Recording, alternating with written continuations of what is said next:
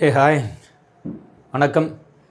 So இப்போ நம்ம ஜிஎஸ்ல தினம் 30 கேள்விகள் வந்து டார்கெட் வச்சு தினம் 30 கேள்விகள் பண்ணுறோம். ஸோ அதில் ஒரு சில விஷயத்தை பற்றி பேசணுங்கிறதுக்கு தான் இந்த வீடியோ. பர்டிகுலராக பார்த்தீங்கன்னா இப்போ நம்ம வந்து உங்களுக்கு அந்த வெயிட்டேஜ் தெரிஞ்சிருக்கும். இப்போ புதுசாக மாற்றினதுக்கப்புறம் சயின்ஸில் 5 கேள்வி, அதுக்கப்புறம் ஜியாகிரஃபியில் 5 கேள்வி, அதுபோல் வந்து ஹிஸ்ட்ரி அண்டு ஐஎன்எம், ஹிஸ்ட்ரி அது இல்லாமல் வந்து ஐஎன்எம் ரெண்டையும் சேர்த்து 10 கேள்வி, அது இல்லாமல் பாலிட்டி 15 கேள்வி, பாலிட்டி அரசியலமைப்பில் வந்து 15 கேள்வி, அதுபோல் வந்து unit 5 economics and TN administration ஒரு டாபிக் இருக்குல்ல, அது ரெண்டையும் சேர்த்திட்டாங்க. அதில் வந்து 20 கேள்வி, அதுபோல் யூனிட் 6ன்னு படிப்போம் தமிழ்நாடு கலாச்சாரம், இதில் வந்துட்டு 20 கேள்வி. ஸோ 40, 55, 65, 75 இதுதான் ஸ்ப்ளிட்டு. இப்படி தான் வந்து கேள்வி கேட்குறாங்க. ஸோ இதை நம்ம அப்படியே சுருக்கி என்ன பண்ணியிருந்தோம்னா, இப்போ இதை வந்துட்டு டோட்டலாக வந்துட்டு நம்ம அப்படியே ஒரு ரேஷியோவாக கொண்டு வந்தோம்னா, இப்போ இதை வந்து 1, இதை வந்து 2, 1 2 இல்லை, இதையும் 1 தான் எடுத்துக்கிறோம். ஒரே நிமிஷம் இருங்க, ரொம்ப நாள் ஆகிடுச்சு நான் அந்த போர்டை யூஸ் பண்ணி, அதனால கொஞ்சம் சொதப்புறான். Okay okay. ஸோ இப்போ இதில் வந்து 1, அதாவது அப்படியே எல்லாத்தையும் 5ஆல் டிவைட் பண்ணோம்னா என்ன வரும்? 1, மறுபடியும் இங்கே 1, திரும்ப வந்து 2, இங்கே இது பண்ணோம்னா 3, அண்டு இதில் வந்து 4, அண்டு இதுலேயும் வந்து 4. இது போல் வந்து நம்ம சுருக்கிட்டோம்னா ரேஷியோ எப்படி வரும்? 1:1:2:3:4:4ன்னு வரும். இதை அப்படியே டோட்டல் பண்ணோம்னு வச்சுக்கோங்க, 8, 10, 13, 15 இல்லையா? அப்போது இதோட அப்படியே 2 மடங்கு, அப்படியே 2 மடங்குனா எப்படி எடுத்துக்கிறோம்? இப்போ இதில் ஃபஸ்ட்டு சயின்ஸ் சப்ஜெக்ட்லேருந்து 2 கேள்வி, அதுபோல் ஹிஸ்ட்ரி அண்டு ஜியாகிரஃபிலேருந்து 2 கேள்வி, ஹிஸ்ட்ரி அண்ட் ஐஎன்எம்லேருந்து 4, பாலிட்டிலேருந்து 6 கேள்வி, யூனிட் 5 எக்கனாமி அண்ட் அட்மினிஸ்ட்ரேஷன் இருக்குல்ல, அதுலேருந்து 8 கேள்வி, அதுபோல் யூனிட் 6லேருந்து 8 கேள்வி, டோட்டலாக வந்து 30 கேள்வி. இந்த பேட்டர்னில் தான் நம்ம இவ்வளோ நாளாக வந்து இந்த ஜிஎஸ் வந்து 30 கேள்விகள் தினம் வந்து பண்ணோம். ஸோ இப்போ இதில் ஒரு முக்கியமான ஒரு சேஞ்ச் ஒன்று பண்ணுறோம். அது என்ன அப்படின்ட்டுனா, அதாவது இப்போ இத்தனை நாளாக 30 கேள்விகள் கொடுத்துருந்தோம், அந்த வெயிட்டேஜ் அடிப்படையில் 30 கேள்வியை எப்படி கொண்டு வரோம் அப்படிங்கிறத பற்றி பேசுறது. இப்போ இதில் என்ன பண்ண போகிறோம்? இப்போ இந்த 30 கேள்வியும் இனிமேல் வந்து பிஒய்க்யூ கொஸ்டின்ஸாக இருக்க போகுது. அதில் ஒரு விஷயம் நல்லா புரிஞ்சுக்கோங்க, ப்ரீவியஸ் இயர் கொஸ்டின்ஸை எடுத்துகிட்டு வர போகிறோம். ஆனால் கேள்வி வந்து தமிழில் மட்டும்தான் இருக்கும், இன்னும் நம்ம இங்கிலீஷில் கொண்டு வரல. இப்போதைக்கு தமிழ் மட்டும்தான். வேலை நிறைய வாங்குது, அதான் பிரச்சனை. தமிழில் ஒரு முறை டைப் பண்ணி, இங்கிலீஷில் ஒரு முறை டைப் பண்ணி, ஒரே ஆளாக எல்லா வேலையும் பண்ணுறது வந்து கொஞ்சம் அதிகமாக இருக்குது. அதனால் இப்போதைக்கு தமிழில் மட்டும் நான் எக்ஸ்பிளைன் பண்ணும்போது இங்கிலீஷில் சொல்லிடுறேன். அதனால கொஞ்சம் யாராவது வந்து அதை இங்கிலீஷில் மேனேஜ் பண்ணிக்க முடியும் அப்படின்னா கூட கொஞ்சம் அதை இங்கிலீஷில் வந்து புரிஞ்சு கவனிச்சிக்கோங்க. அதே போல் தமிழ் வந்து, அதாவது தமிழில் இருக்கும், தமிழ் லாங்குவேஜில் கேள்வி எல்லாம் தமிழ் லாங்குவேஜில் இருக்கும். அது மட்டும் இல்லாமல் ஒன்லைனராக தான் இருக்கும், அதாவது ஆப்ஷன்ஸ் இருக்காது. 4 ஆப்ஷன் கொடுத்து அந்த மாதிரி இல்லாமல் கேள்விக்கான பதில் அது மாதிரி இருக்கும். நம்ம வந்து இப்போ நீங்கள் அந்த வீடியோவில் பார்த்துருப்பீங்க, அந்த ஆன்சரை மறைச்சி வச்சு அந்த கேள்வி சார்ந்து துணை கேள்விகள் இதெல்லாம் டிஸ்கஸ் பண்ண போகிறோம். ஸோ அப்போது பிஒய்க்யூ கொஸ்டின்ஸாக வரப்போகுது. இப்போ இன்றைக்கி வந்து 32 வீடியோ வரைக்கும் முடிஞ்சிருக்கும். நாளைக்கு வந்து ஜிஎஸ்ல 33வது வீடியோ. ஸோ அப்போ ஜிஎஸ் 33லேருந்து இன்னும் நம்ம 100 வரைக்கும் பண்ணுறது தான் டார்கெட். மொத்தம் 3000 கேள்வி படிக்க போகிறோம், அதுதான் டார்கெட்டு. நீங்கள் வந்து குரூப் 1 எக்ஸாம் படிக்கிறீங்களோ, குரூப் 2 ப்ரிலிம்ஸோ அல்லது குரூப் 4 ஏதோ ஒரு எக்ஸாம், ஆனால் ஜிஎஸ்ஸை வந்து ரெகுலராக கன்சியூம் பண்ணுறது ரொம்ப முக்கியம். இன்றைக்கி நார்மலாக பிஒய்க்யூ அப்படின்னு கூகுள் பண்ணால் லட்சமான பிடிஎஃப் வந்து நீங்கள் வந்து டவுன்லோட் பண்ணிக்கலாம். அதை எடுத்து வச்சுக்கிறதுனால அது நம்ம மண்டைக்குள்ளே வந்துடாது இல்லையா? அப்போது கொஞ்சம் கொஞ்சமாக டெய்லி ப்ராப்பராக கன்சியூம் பண்ணணும்.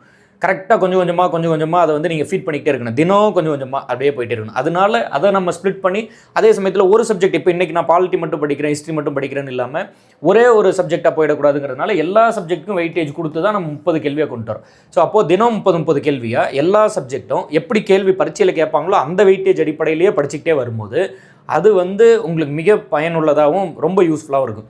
இதில் ஒரு சில ஏரியாவில் பர்டிகுலராக வந்து இப்போ நம்ம வந்து யூனிட் 6, அதாவது முன்னாடி வந்து தமிழ்நாடு அட்மினிஸ்ட்ரேஷன் இருந்தது, அதே போல் யூனிட், அதாவது தமிழ்நாடு கலாச்சாரம், அது போல் யூனிட் 5 தமிழ்நாடு அட்மினிஸ்ட்ரேஷன், இந்த ரெண்டும் படிக்கும்போது ப்ரீவியஸ் இயர் கொஸ்டின் கொஞ்சம் குறைவாக இருக்கும். இப்போ நம்ம ஜியாகிரஃபி, பாலிட்டி, ஹிஸ்ட்ரி, வரலாறு அது போல் எடுக்கிறோன்னா பல ஆண்டுகளான ப்ரீவியஸ் இயர் கொஸ்டின் கிடக்கு, எதைனாலும் எடுத்துக்கலாம். இப்போ இந்த மாதிரி வரும்போது கொஞ்சம் இருக்கும். அப்போ ப்ரீவியஸ் இயர் கொஸ்டின் கொஞ்சம் இருக்கிறது இல்லாததை பொறுத்து அதுக்கு தகுந்த மாதிரி மேட்ச் பண்ணி கொண்டு வரோம். மொத்தத்தில் கொஸ்டினை இன்னும் கொஞ்சம் தரமாக்கணும் அப்படிங்கிறதுக்கு என்னென்ன வேலையெல்லாம் செய்ய முடியுமோ அந்த வேலையெல்லாம் தான் நம்ம செஞ்சுருக்கோம். அதை என்னங்கிறத புரிஞ்சுக்கிட்டு படிச்சுக்கோங்க. அதனால் அதை வந்து ஒரு எக்ஸ்ப்ளனேஷனாக சொல்ல வேண்டியதாக இருக்குது. ஸோ இது இல்லாமல் மேக்ஸு, இந்த மேத்தில் வந்து தினம் வந்து நம்ம வந்து குறைஞ்சது ஒரு 10 கேள்வியாவது படிக்கணும் இல்லையா? அது வந்து மாற்று கருத்தே கிடையாது.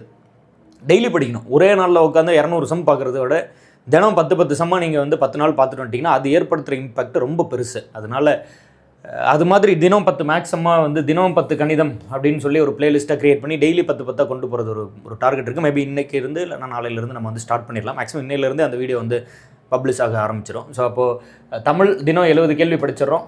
அதுபோல் ஜிஎஸ்ல எல்லா சப்ஜெக்ட்டும் சேர்த்து தினம் 30 கேள்வியாக படிச்சிடறோம். இந்த 30மே பிஒய்க்யூ தான், இல்லை முழுமையாக வந்து ப்ரீவியஸ் இயர் கொஸ்டின்ஸாக படிச்சிடறோம். அது இல்லாமல் கணிதம் தினம் 10 கேள்வியாக படிச்சுட்டு வந்துடுறோம். இன்னும் இருக்குது, நல்ல போதுமான அளவு நாள் இருக்குது. தினம் 10 படிச்சுட்டு வந்தீங்கன்னா கணிதத்தை கம்பல்சரியாக எல்லா ஏரியாவும் கவர் பண்ணிடலாம். அந்த கரெக்டாக கொஞ்சம் கொஞ்சமாக எல்லாத்தையும் எடுத்து ஃபீட் பண்ணிக்கிற அந்த ஸ்கெடியூலுக்குள்ளே வந்துருங்க. அது இல்லாமல் நீங்கள் வந்து கரண்ட் அஃபேர்ஸ் படிக்கணும். இன்னும் நம்ம கவர் பண்ணாத ஒரு ஏரியா இருக்குது அப்படின்னா அது வந்து கரண்ட் அஃபேர்ஸ் தான். ஸோ அப்போ அந்த நடப்பு நிகழ்வுகளுக்கு நம்ம வந்து நம்மளோட டெலிகிராம் சேனல் அதில் வந்து தினம் அந்த டெய்லி அந்த பிடிஎஃபை வந்து கொடுத்துட்றோம். அதை வீடியோவை மேக் பண்ணுறதுக்கு ஏற்படுற அந்த டிலேனால டெய்லி பிடிஎஃபாக கொடுத்துட்றோம். அதை வந்து ஃபாலோ பண்ணிக்கோங்க. மந்த்லி பிடிஎஃப் அது இது எல்லாமே வந்துட்டு ரிலீஸ் ஆகிட்டு இருக்கும். இல்லைனாலும் நம்மளோட வெப்சைட் www.gkshankar.com இந்த வெப்சைட்டில் gkshankar.com இந்த வெப்சைட்டில் போய் பார்த்தீங்க அப்படின்ட்டுனா ஃபுல்லாக வந்து அந்த கரண்ட் அஃபேர்ஸ் அது இது அந்த டீட்டெயில்ஸ்லாம் இருக்கும். டெலிகிராமில் டெய்லி கரண்ட் அஃபேர்ஸ் பிடிஎஃபாக வந்துட்டு இருக்கும். அதை ஃபாலோ பண்ணிக்கோங்க. தொடர்ந்து படிங்க. வேறு ஏதாவது டவுட்ஸ் இருந்ததுன்னா நீங்கள் வந்து அதை சொல்லுங்கள். தமிழ் வந்து தினம் 70 கேள்வி, ஜிஎஸ் வந்து தினம் 30 கேள்வி, மேக்ஸ் வந்து தினம் 10 கேள்வி. இப்படி தான் நம்ம கன்சியூம் பண்ண போகிறோம். நீங்கள் வந்து தினம் படிக்க வேண்டியது ரொம்ப அவசியம். அதனால் அதை புரிஞ்சுக்கிட்டு அதற்கு தகுந்த மாதிரி ப்ராப்பராக டெய்லி கன்சியூம் பண்ணிட்டு வந்துருங்க. நீங்கள் எங்கே வேணால் படிக்கலாம், எந்த மெத்தடில் வேணால் படிக்கலாம், எப்படி வேணால் படிக்கலாம். பாஸ் ஆனீங்களா இல்லையா அவ்வளோதான் கடைசியில் கேட்க போகிற கேள்வி. ஒரே ஒரு கொஸ்டின் தான் கடைசியில், பாஸ் ஆஃப் இல்லை. அந்த கேள்விக்கு பதில் சொல்கிற அளவுக்கு நல்லா வந்து படிச்சுக்கோங்க. எப்படி படித்த எனி மெத்தட் என் ரிசல்ட் என்ன அதுதான் மற்றவங்க எல்லாம் பார்க்க போகிறாங்க. அதுபோல் நான் பர்சனலாக ஒரு ஆஸ்பிரண்ட்டாக நீங்கள் வந்து சொல்லணும் அப்படின்னு நினச்சா நான் என்ன சொல்லுவேன் அப்படின்ட்டுனா, பரீட்சையை முடிச்சுட்டு வெளியே வரும்போது, அதாவது ரிசல்ட் எல்லாம் ரெண்டாவது, எக்ஸாமை முடிச்சுட்டு வெளியே வரோம்ல, அப்போது வந்து என்னால் என்ன முடியுமோ அதை வந்து நான் பெர்ஃபார்ம் பண்ணிட்டேன் அப்படிங்கிற ஒரு சாட்டிஸ்ஃபேக்ஷன் இருக்குல்ல, ஒரு நிம்மதி, அதோடு நீங்கள் வந்து எக்ஸாம் ஹால்லேருந்து வெளியே வந்துட்டிங்கன்னா பெரிய விஷயம். அவ்வளோதான். அதுக்கு மேலே வந்து அது பாஸு ஃபெயிலு, எங்கே போஸ்டிங் கிடைக்குது, என்ன போஸ்டிங் எது, அதெல்லாம் ரெண்டாவது. பரீட்சை எழுதிட்டு வரும்போது நம்மளால் என்ன முடியுமோ அதை நான் பண்ணிட்டேன் அப்படிங்கிற ஒரு சாட்டிஸ்ஃபேக்ஷனோடு வந்துட்டால் பெரிய விஷயம்.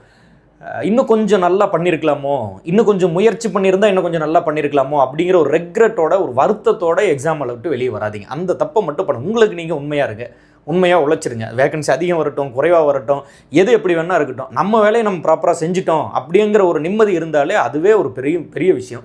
அது போதும். அந்த அளவுக்கு நீங்கள் உழைப்பை கொட்டி உங்களுக்கு நீங்கள் வந்து பரீட்சை முடிச்சுட்டு வரும்போது உங்களுக்கு நீங்கள் பதில் சொல்லிக்கிட்டா என்னால் முடிஞ்சதை நான் பண்ணிட்டேன் அப்படின்னு பதில் சொல்லிக்கிற மாதிரி நீங்கள் வந்து வேலையை முடிச்சுட்டு வாங்க. அது போதுமானதாக இருக்கும். ஸோ இதுதான் இந்த ஜிஎஸ் ரிலேட்டடாக ஒரு அப்டேட் சொல்லணும்னு நினச்சேன். அதுதான் நாளையிலேருந்து பிஒய்க்யூ கொஸ்டின்ஸாக வரும். அதை தொடர்ந்து ஃபாலோ பண்ணிக்கோங்க. அண்ட் பார்ப்போம். தொடர்ந்து வந்து அடுத்தடுத்த வீடியோவில் நம்ம வந்து பேசுவோம், சந்திப்போம். Keep supporting us. Thank you. Tada.